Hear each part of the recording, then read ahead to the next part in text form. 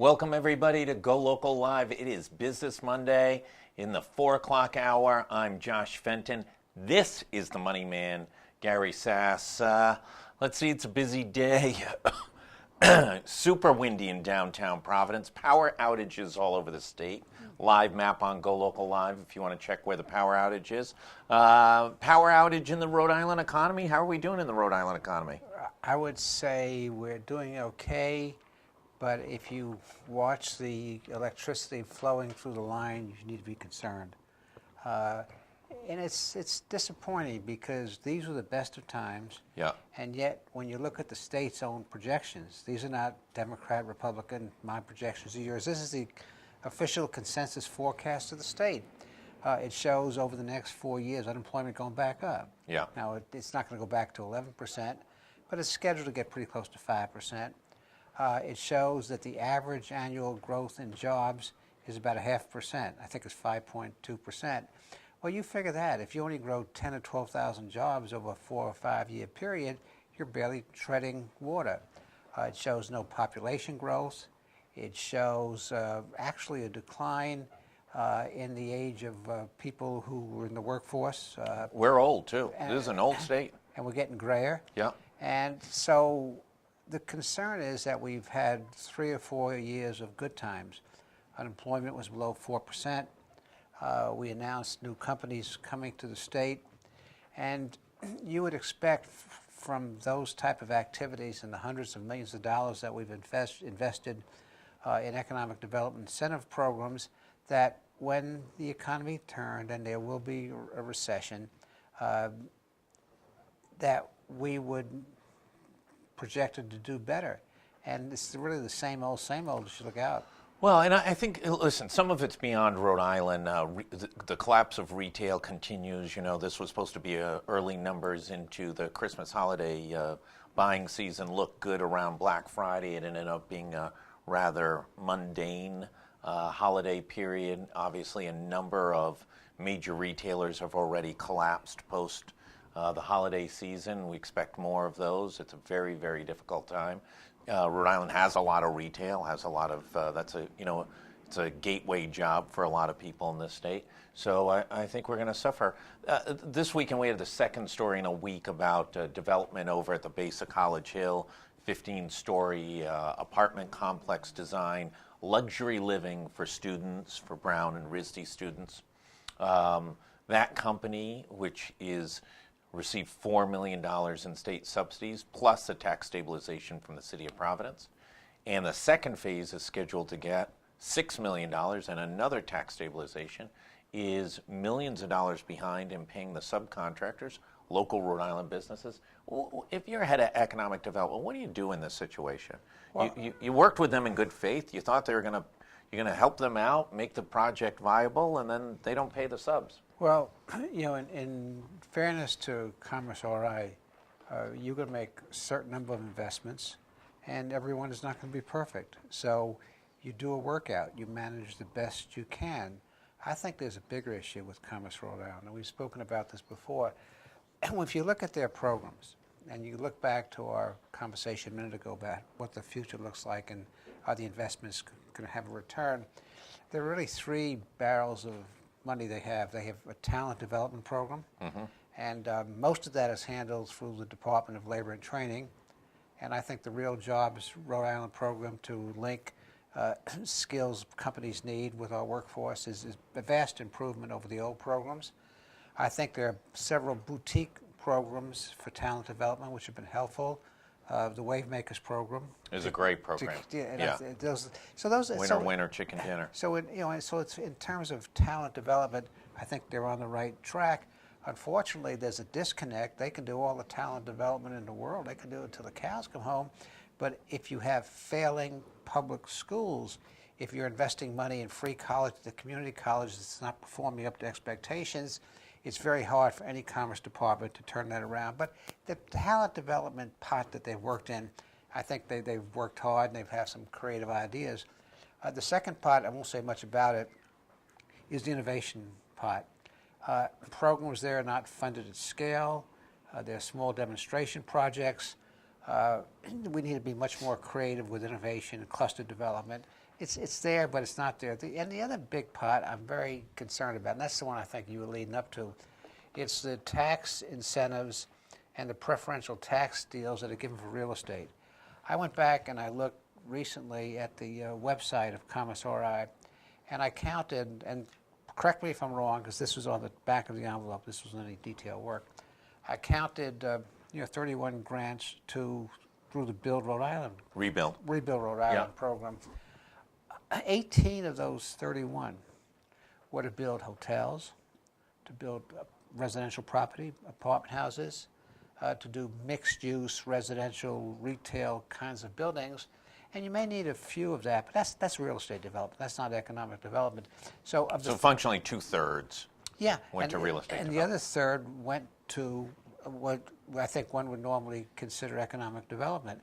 Now, we can argue whether it's a good company or a bad company, there's going to be a return or not, but giving them the benefit of the doubt, they have 1/3 of their money is being used for economic development, 2/3 for real estate development. Right. That's not the future. It's not even the past, frankly, but it's not the future. So you have to be concerned, and I think the concern, it's not a concern about Commerce Rhode Island specifically, but it's the lack of independent evaluation and transparency. When Commerce Rhode Island was created, their programs created, 4 or 5 years ago, you have to remember where we were. We were in the bottom of the bottom of the bottom. We had to look up to look down. We were number one in the bottom. Yeah. Right. When you have to look up to look down, you have problems. And so the legislature really was happy to have some ideas to reinvigorate and redevelop the economy. And there were some good ideas in that program, but there wasn't a whole lot of oversight. And as a matter of fact, you can look at a whole number of things. Oversight is not a strong suit of this legislature. Let's talk about, we're not in a recession yet. We could be 12 months or 18 months or 24 months. We will have one. But what would you do? Where would you put the emphasis on in 19 and 20 to try and, keep the hordes back of a recession? Where would you put the emphasis? Is it on let's fuel innovation, the smartest ideas, get them resources? Well, there's not one simple answer, but there are a couple of things I would look We at. like simple answers. We're all about simple answers. Yeah, if it's simple, it's probably wrong. But there are several things to do. And one, let's get back to basic blocking and tackling. There was an editorial in the Wall Street Journal Saturday, and it said, and I'll quote, this is about the governor. It said it's a shame she is now driving business off like Connecticut and Illinois. And you don't want to be compared to Connecticut and Illinois. That's not. It doesn't get any worse than being compared to Connecticut and Illinois for business friendliness. And so that's our reputation now, in a leading. And that's tied to, especially to this year's budget, which has got hidden fee after hidden fee after hidden fee. But that's the issue. You asked me what I would do, and I said it was basic blocking and tackling. So smarten up the budget. Yes, but you can't have, and this is the conflict that the Democratic Party has, and Republicans have other time in conflict, so I'm not getting that aside. It's the progressives versus the moderates. And our emphasis seems to be that we have decided to be with the progressives. Free college, Medicaid expansion, universal pre-K programs, all wonderful things, all nice things to do. But at some point, you got to pay the fiddler. The bill comes due. And so instead of looking out and saying, what can we afford to do, and where should our priorities be, everything on the progressive agenda becomes a priority.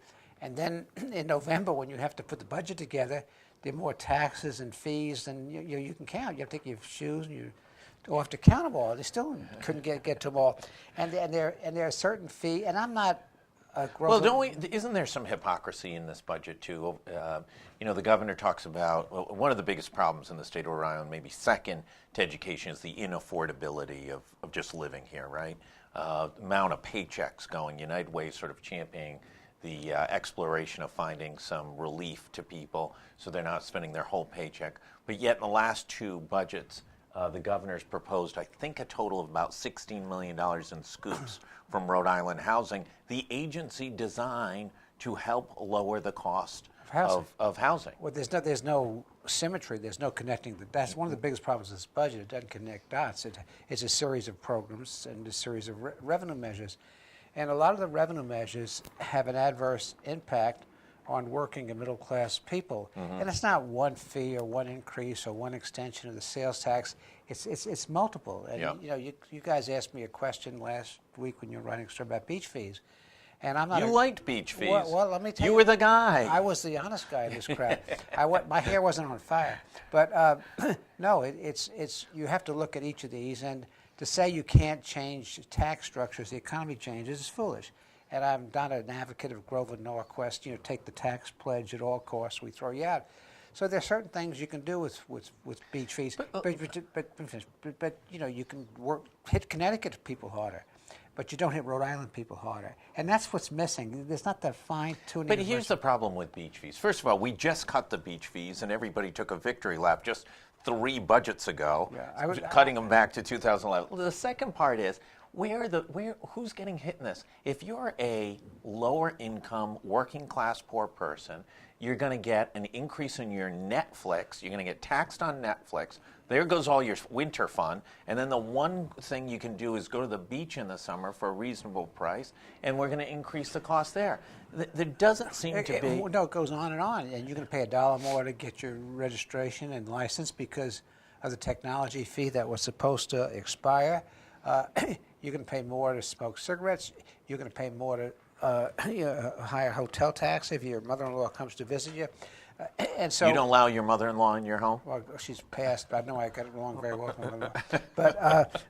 But it's the whole question of when you look at how is it a nickel and dime budget? Oh, is that what it is? It's a nickel and dime. Yeah, I would say it's pennies and nickels, but it's a nickel and dime budget. It's phantom revenue. It's scooping revenue.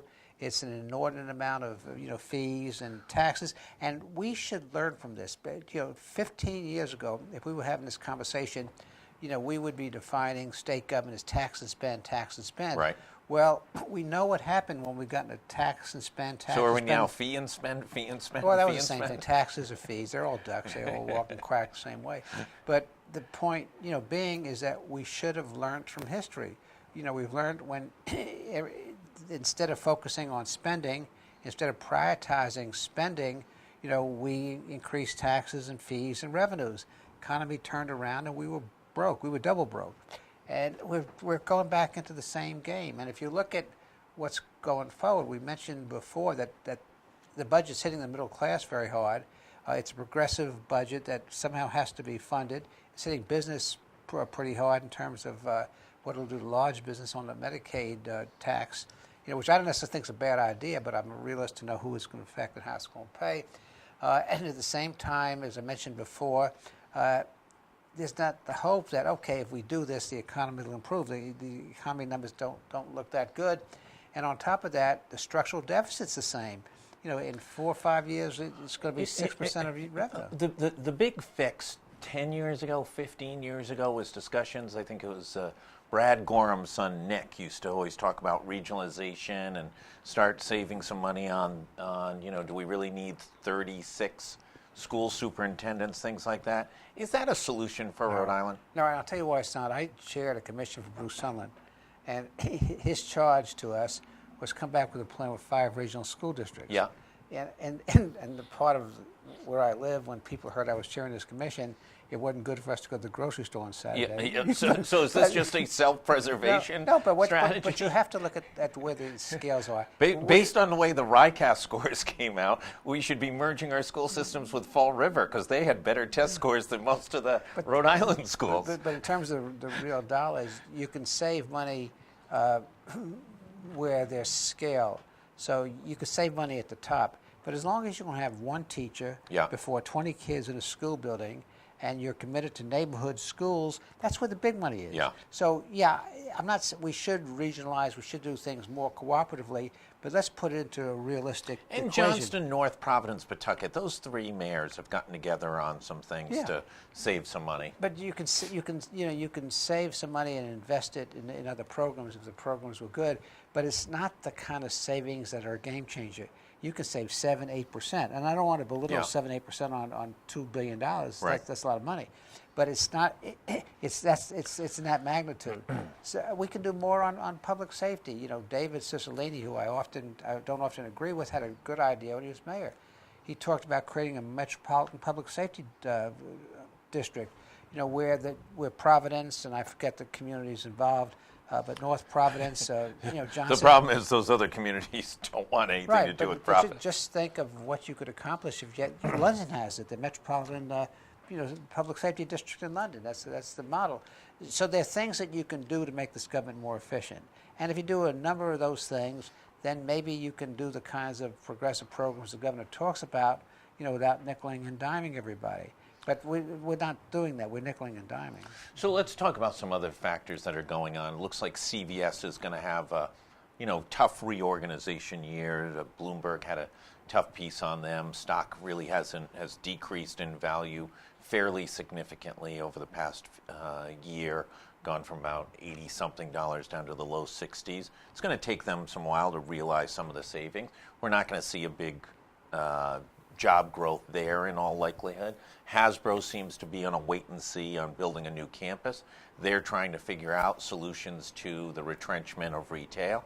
Where are the solutions going to come from? How are we going to generate those? Those are two of our bigger public companies in the marketplace. Well, if I wouldn't sell my Hasbro or my CVS stock. Companies. No, absolutely not. Companies go through cycles. Yeah. And they're going to be fine. They're well-managed companies, and they'll come out just fine. They'll make what decisions they need to make and move forward. I think it gets back to the basic things. Don't impose more taxes and fees on people. Why don't we have? Hasbro is a, God Almighty, 70-year-old company, something like that. Had its significant growth over the last 30 years. CVS is a 50-year-old company. Why don't we have more Hasbros and CVSs? Well, because they all left. That's why. We used to. I can remember. Ownership and management were the same. Yeah. So we had about 8 or 9 banks in the state. Right. They were locally owned banks. We had manufacturing companies. They were locally owned manufacturing companies. And as the national and world economy changed, we lost some of our core industries. And what the point that you keep on leading to is we haven't done anything to replace those core industries. Right. And Listen, Silicon Valley, Boston, a bunch of hubs, and even some second-tier cities around the country have figured out how to become innovation centers. We don't seem to quite have that. We're not creating those types of businesses here. Maybe in Alex and Ani, a couple others here and there, but we're not producing 10, 20 every year that get up to 100 or 200 employees. But what you have to also realize is the nature of work has changed. Mm-hmm. And if you project out 10 years from now, with artificial intelligence, a lot of jobs that exist now are not going to exist in 10 years. Dead, gone, buried. And so if you want to get ahead of the curve, we ought to be worried about artificial intelligence, right now. Because it seems when we get to the point of saying, okay, we want to create an innovation economy, 10 other people have started that innovation economy 20 years ago. Absolutely. So artificial intelligence is one. But it gets also back to quality government, quality schools, low taxes, good schools, using our economic development money much more strategically than we've used it, greater transparency, building, public support. Those are the kinds of things that you need to do. There's not a silver bullet there. A lot of it's leadership. I've just mentioned artificial intelligence. I'm sure somebody somewhere, is thinking about innovation in artificial intelligence. But is anybody thinking about Rhode Island, partnering, with the colleges and universities? There's some great. Listen, there's some great stuff going on at Brown relative to AI, but the leading voice about awareness of AI in the state is Darrell West, who now lives in Washington, D.C. at Brookings. But he's probably the foremost communicator on what the potential implications are in Rhode Island and across the world. Well, think of the use of energy and manpower. So we have a commissari who has this rebuild program, who gives out 2/3 of its money for real estate development. Just think, and they're capable people. I think they're very talented people. Just think if they devoted their effort to what we look like in 10 years, and instead of disproportionately using time on chasing hotels and chasing apartment houses, they were really working on what the next economy was going to be, and we got ahead of the curve. That's the kind of leadership that you expect. It's hard. It's easy for me to say that. It's hard to do because you're living in the real world, with real people who need real work. Right. And the trades. You can't wait. Right. And the workforce may not be there with the level of training to be able to jump into those type of computer science and engineering. And that's the other issue. The trades were down for a long time. There was nothing wrong with priming the pump a little bit, but not to the sacrifice of the future. And a lot of it, I think, it always have felt this way, gets back to education. So we hear talk from the governor's office of computers in every school and universal pre-K eventually, and free college. Listen, computers in every school. Angus King did that as governor of Maine 20 years ago. It's not the panacea to every educational issue. But until we put in place, and this is the sturdy political lesson no one will steal it. Until we put in place high stakes testing, right? Until we accountability, until we put in place performance evaluations for teachers and kids, until we put in place, I've talked about, I feel like John the Baptist out in the wilderness, until we put in place, some kind of education, Bill of Rights, make education an enforceable right, reform is going to be hard. Massachusetts reformed their schools, and it's interesting, the law that's put in place, the motions to reform, passed shortly after the Supreme Judicial Court in Massachusetts said kids have a fundamental right to an education. And so the courts were used as a shield when they could, politically. So those are, I'm not saying anything, people already don't know, but those are the kinds of things I think we need to spend Some more time smart mayor and with the urban corridor ought to revisit that before this Supreme Court. Let's jump down to Washington, D.C. for a moment. It is yin and yang down there, right? You've got an economy that seems to be going okay at the national level, markets performing okay. The president may have a solution on an agreement with trade with China, and he's going to go to go meet with the North Korean dictator yet again, and who knows, could come up with something there. Those are all the positive. On the flip side, he could be a week or two away from legal peril. You're a big Republican mucky-muck, power broker, puppet master, both here in Rhode Island and nationally. No. What the heck's going on? I'm a never Trump Republican, so that's not a good description anymore. What's going on is that Trump has a plan. You know what his plan is? It's not the plan. Just you play. Each day the Lord gives you to do something. I think a lot of things going on. Some are very positive, but they're drowned it out by the noise and by the circus. And so, business is very appreciative of the change in regulations. Business is very appreciative of the reduction in corporate taxes. Businesses, I think we'll see what happens with China, but there seems to be a more realistic approach to dealing with China. Those are all positive things that this administration needs to get credit for. At the same token, nobody trusts us. We say one thing one day, we look at treaties as a business deal. They're not a business deal. There's no bottom line. There's no bottom line with protecting somebody's security or having them help protect your security. There's an inconsistency of policy. There's unpredictability. So we have a government that in some ways is making some progress, but it's unpredictable. There's noise. There's not a lot of confidence. There's really a crisis. If you looked at the Trump administration, the issue is a crisis of confidence, and it's not clear. And on the other side of the fence, you have Democrat Party, and no one really knows who is in control. Is it the progressives are in control? Is it with the new Green Deal? That's even Nancy Pelosi understands what that is. I don't have to say much about it. Kate Nagel caught up with our news editor, caught up with Jack Reed this morning. He was diplomatic, but not exactly endorsing the new Green Deal. But David Cicilline has signed on to it. Well, That's not unpredictable. But I'll say that. But see, so there's that uncertainty in the Democrat Party. Politically, if the Democrats, ran a centrist campaign and stuck to left of center issues, I think they would, really be in touch with where a lot of Americans are, because you talk about the country being prosperous, but people don't feel prosperous. There are pockets of it.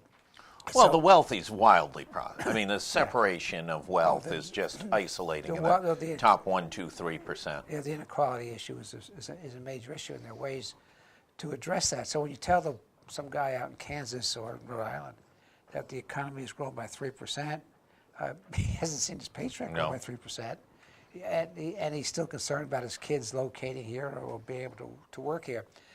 So while some of the national numbers are good, the perception numbers, people don't feel strong.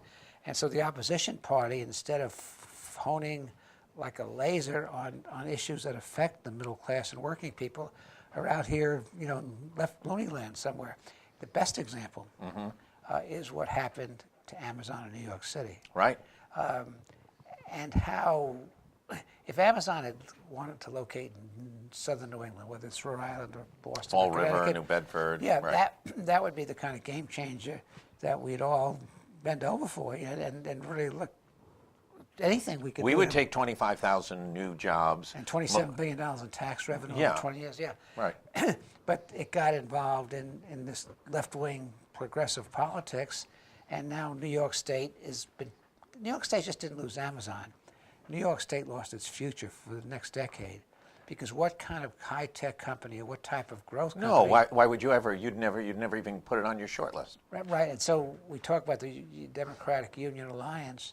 A big part of the problem in New York was a union that represented the retail workers, particularly Whole Food, were using this as a symbol of their fight with Bezos, over the wages at Whole Food. Whether they had a legitimate issue or not, that was And they probably did. but that was a high But you got to come up with a solution, not send them up and packing. I think those guys should all go to course and take Economics 101, because I think one of them said, well, if we had $3 billion, we could build schools and roads and all this stuff. Well, you don't have $3 billion. You're giving a corporate tax break of $3 billion, but that's not cash that you have. Right. No one's opening up the treasury of New York City and writing a check to Amazon for $3 billion. You're just not going to collect $3 billion of taxes that you otherwise should have. As chaotic, damaged, legally troubled Donald Trump is there any indication that the Democrats will get behind any type of candidate who's borderline, mainstream, middle of the road, moderate, that can win in swing states like Pennsylvania, Michigan, Ohio, Wisconsin, etc.? Oh, I don't know. The Democrats, Will Rogers said he wasn't a member of any organized party. He was a Democrat. Yeah. The Democrats have some really good middle road. I wouldn't call them middle. They have some good center-left candidates that are probably more progressive than I am, but would play well. Right. Amy Klobuchar would be a great candidate. Yeah. I think she'd, mop up Trump. Hickenlooper in Colorado would be a great candidate. I can go through Biden. I'm not sure about his age, but the Biden approach would be a strong candidacy. I think Mike Bloomberg would be a great candidate. So yes, there are Democrats. Mike Bloomberg gets elected, I would not be able to have this large a beverage, though, I believe, under his policies. A little bit of the nanny state, but Yes, there'd be a lot of other possible, he's a moderate. And I think what the moderates are trying to figure out is how they position themselves so when it gets down to the final cut, there's a moderate in the field, and see where it goes from there. But you wouldn't think, if you look at the numbers and you look at Trump's slippage in states that he, critical states, yeah, for him. Last time, you would say, oh, this is going to be a cakewalk. But I could tell you, as I talk to Republican donors and others, as they look across the aisle, this thing may be a lot closer than people think, and closer than it should be, given the way this president's acting. Let me ask you a quick question. Is there any chance that a viable Republican will primary Donald Trump? Well, some people are working on it. It's very, very hard. And the reason it's hard is that they say 90%. The figure's probably closer to 75%. 75% of people who now call themselves Republicans and vote Republican primary still support Trump. Yeah. So unless things change radically, it's a very hard hurdle to overcome. I think win or lose or draw, we, as a non-Trump Republican, it's important for us to find somebody and rally around just to show that 35% of the party, is not there. As a matter of fact, if I was a Democrat, I would hope that would happen, because those 35% would be a fertile field in a general election. But there's a lot of water that's going to flow over that dam. We'll see. What I find to be amazing is that in the blue and purple states, where Trump hurts the party. We're talking about partisan politics right now. Why there's not stronger opposition in terms of electing chairman, in terms of fashioning a platform where you look at Trump and say, I know you control the RNC, you're the president. We may not be invited to the White House Christmas party, but we're going to take you on, because we believe in free trade. And we want to have a party that's viable after you're president. And we need, that's ultimately the Republicans' challenge. And the party, any political party, needs to do a better job, both parties in this case, reflecting who the American people are and what the American people want. And so the best hope, for the Republicans right now is for the Democrats to continue down the path that they're going down. I think the Wall Street Journal editorial, where it said Gina was driving off business, really, if you read the entire editorial, it spoke about free schools and expanded Medicaid and universal K, and it actually used the word scrounging for money. That was a phrase that was used in that report. Well, nationally, that is not a winning formula. That is just simply not a winning formula. Moderate, centrist government is. People have felt for a long time that things weren't fair. There was too much income inequality. The government wasn't doing enough to watch out for them. So it's a natural opportunity for moderate Democrats to do very well, but we'll see if they take advantage of that. Gary Sasse, the money man, always a delight on Monday afternoons. The wind is absolutely howling as street signs are virtually bending in downtown Providence. Here tomorrow, Kate Nagel will be back in the afternoon, I believe at 4 o'clock. Then Laura on Wednesday, along with, I think I've got Phil in. I've got Iftikhar from the Rhode Island Airport Corporation. It is a busy week here at GoLocal Live. A lot to announce. Take a look at the afternoon updates. There's also a power outage map. Take a look at that. Thousands of Rhode Islanders are without power this afternoon, and it looks like the way the wind is howling, more will lose power this afternoon. Gary Sasse, thanks so much. Pleasure. We'll be back tomorrow. Thanks for tuning in to Business Monday.